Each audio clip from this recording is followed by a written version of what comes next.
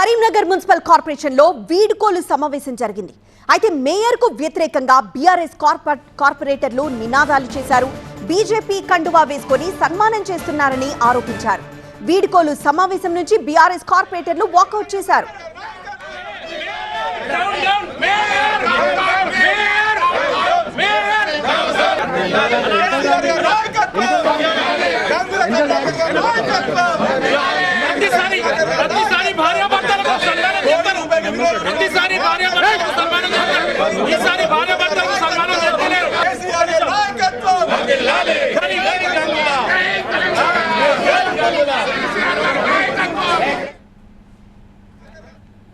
మేయర్గా అలాగనే కమిషనర్ గారు కోటు వేసుకోకుండా అంటే మేయర్ గారు కోటు వేసుకోకుండా కాషాయ జెండాతోటి సన్మానం చేస్తారంటే మేము దాన్ని పూర్తిగా వ్యతిరేకించినాం.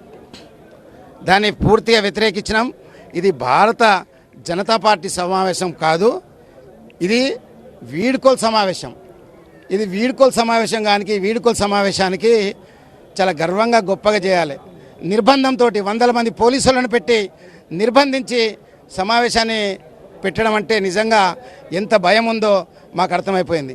ఈరోజు కమిషనర్ గారికి చెప్పినాం, మేము సమావేశం కంటే ముందే మమ్మల్ని మాట్లాడనియండి, సమావేశం కంటే ముందే మమ్మల్ని మా బాధలు చెప్పుకొనియండి చివరిగా అని చెప్తే ఆమె సన్మానం తర్వాత అన్నది.